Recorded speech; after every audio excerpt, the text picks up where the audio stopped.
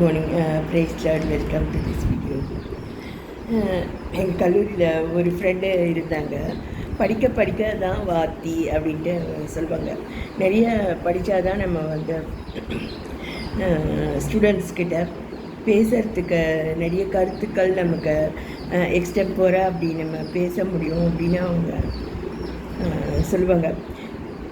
So லைப்ரரியில் நிறைய வந்து நம்ம படிக்கணும் அப்படின்னு சொல்லிட்டு அவங்க சொல்லுவாங்க. நான் கர்த்தருடைய பிள்ளையாக இருக்கிறதுனால எனக்கு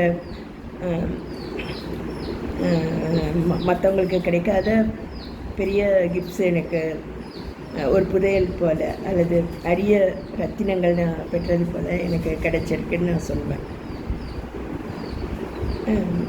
ஏன்னாக்கா நான் தினம் ஆண்டவருடைய வாயின் வார்த்தைகளும் இருதயத்தின் தியானங்களும் கர்த்தர் சமூகத்தில் பிரீதியாக இருக்கணும் அப்படின்னு சொல்லிட்டு நான் ஜெபித்து என்னுடைய வேலைகளை நான் செய்கிறேன்.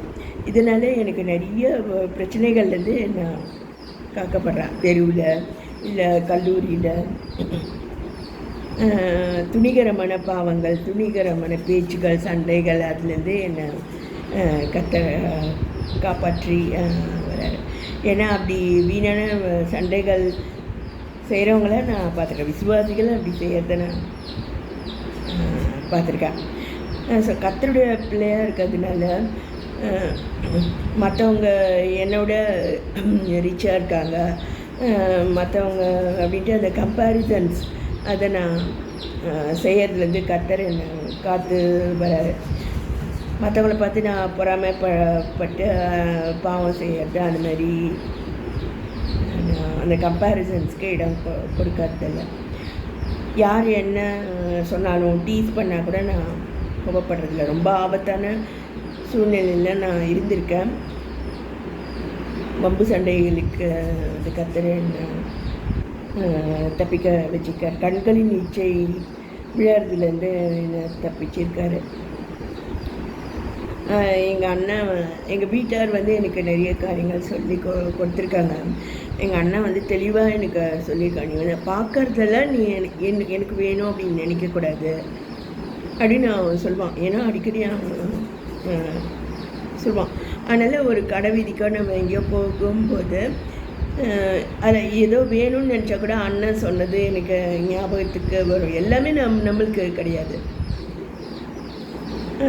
அதை வந்து எல்லா சாரீஸும் நம்மளது தான் அப்படின்னு நம்ம நினைக்க முடியாது. எல்லாத்தையும் நம்ம வாங்கணும் அப்படின்ட்டு நம்ம நினைக்கக்கூடாது அப்படின்னு அண்ணன் சொல்லி தந்தது நான் ஞாபகம் வச்சுட்டே இருப்பேன். அதோட வந்து ஓரளவுக்கு டிஸ்டன்ஸ் மெயின்டைன் பண்ணால் தான் நட்போ உறவோ வந்து சரியான இதில் இருக்கும் அப்படின்ட்டு அதுவும் எங்கள் அண்ணனுடைய டீச்சிங் தான்.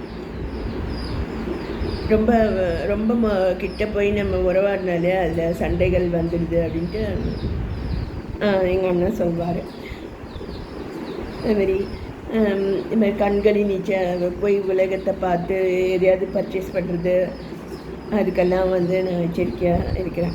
அதுமாரி மாம்ச இச்சைகள் மோஸ்ட்லி நம்ம யார் கூட பேசினாலும் வரையான்னு தான் கேட்பாங்க. அதுலெல்லாம் வந்து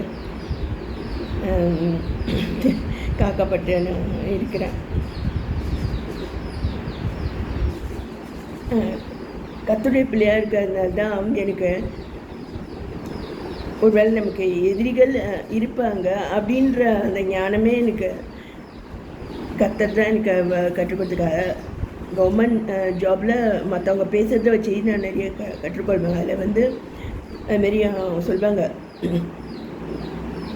நமக்கு எதிரிகள் இருக்காங்க அல்லது யார் நமக்கு எதிரின்னே நமக்கு நிறைய நேரத்தில் தெரிய மாட்டேங்குது அப்படின்ற மாதிரி அவங்க சொல்லுவாங்க. உதாரணத்துக்கு பார்த்திங்கன்னா இந்த எங்கள் ஊர் திருவண்ணாமலை இந்த நார்த் ஆர்காட் டிஸ்ட்ரிக்டை வந்து பேக்வேர்டு அப்படி சொல்லிட்டு அனௌன்ஸ் பண்ணியிருக்காங்க கவர்மெண்ட்லேயே. அதில் பார்த்தீங்கன்னா எங்கள் வீட்டில் நிறைய பேர் டீச்சர்ஸாக இருக்கிறாங்க. அதனால் எனக்கு இந்த விவரங்கள்லாம் தெரியும். கவர்மெண்ட்லேயே வந்து சில டிஸ்ட்ரிக்ஸ் வந்து பேக்வேர்டு அந்த ஸ்டூடெண்ட்ஸை வந்து தே நீட் ஸ்பெஷல் ட்ரீட்மெண்ட் அப்படின்ற மாதிரி கவர்மெண்ட்டே முடிவு எடுத்திருக்கு. ஏன்னாக்கா வந்து ஏதோ நம்ம இப்போ நான் வந்து கோயம்புத்தூரில் போய் நான் படித்தேன். அதில் வந்து ஒரு பிரச்சனை ஆயிடுச்சு. அதில் வந்து என்னுடைய குடும்பத்தாரும் வந்து அதை பற்றி பேசுகிறதுக்காக வந்தாங்க. ஸோ சபையில் வந்து போதகர் வந்து சும்மா ஒரு டெஸ்ட்டு தான் வச்சார். பியூலா சரி கிடையாது அப்படின்ட்டு சும்மா சொன்னார். சொன்ன உடனே ஆமான்னு சிலர் சொல்லிட்டாங்க. ஆமாம் சரி கிடையாது.